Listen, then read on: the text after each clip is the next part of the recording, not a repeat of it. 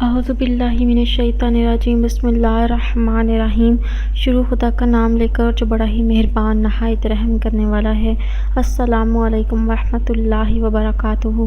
تمام سامعین کو ہمارے چینل کی طرف سے خوش آمدید۔ مجھے امید ہے کہ آپ سب لوگ خیریت سے ہوں گے۔ ناظرین، آج کا جو وظیفہ میں آپ کی خدمت میں لے کر حاضر ہوئی ہوں، اس وظیفے کی مدد سے آپ کے بال اگر نہیں ہیں تو وہ پھر سے اگنا شروع ہو جائیں گے۔ اس کے علاوہ اگر آپ کے بال کمزور ہیں، بہت ٹوٹتے ہیں، آپ اس وظیفے کو کریں، انشاءاللہ تعالیٰ اس وظیفے کی مدد سے آپ کے بال مضبوط ہونا شروع ہو جائیں گے۔ دوستو، وظیفہ بتانے سے پہلے میری آپ لوگوں سے چھوٹی سی درخواست ہے کہ آپ میری اس ویڈیو کو لائک ضرور کیجیے، اپنے دوستوں کے ساتھ شیئر کریں۔ اس کے ساتھ ساتھ آپ ہمارے چینل کو سبسکرائب کر لیں تاکہ آپ کو ہماری آنے والی ہر ایک نئی ویڈیو کی اپڈیٹ ملتی رہے۔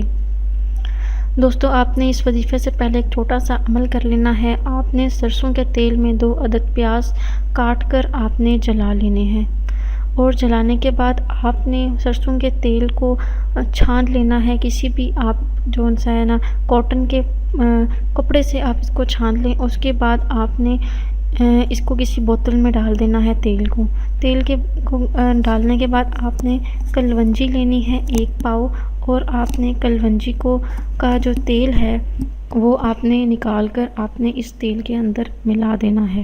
ملانے کے بعد آپ نے یہ عمل کرنا ہے، اول واحد 3 مرتبہ درود پاک پڑھنا ہے۔ اس کے درمیان میں آپ نے 21 مرتبہ سورہ لیل اور 21 مرتبہ سورہ اخلاص پڑھ کے دم کر لینا ہے۔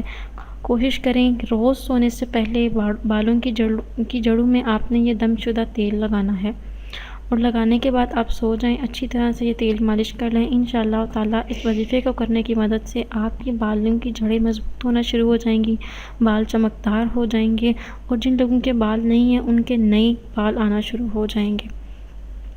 میری دعا ہے کہ اللہ پاک آپ سب پر اپنا رحم فرمائیں، آپ سب کو صحت و تندرستی اور حلال رزق عطا فرمائیں، آپ سب کو ہدایت پانے والوں میں شامل فرمائیں۔ انشاءاللہ آپ سے پھر ملاقات ہوگی ایک نئی ویڈیو میں۔ مجھے اپنی دعاؤں میں یاد ضرور رکھیے گا۔ اللہ حافظ۔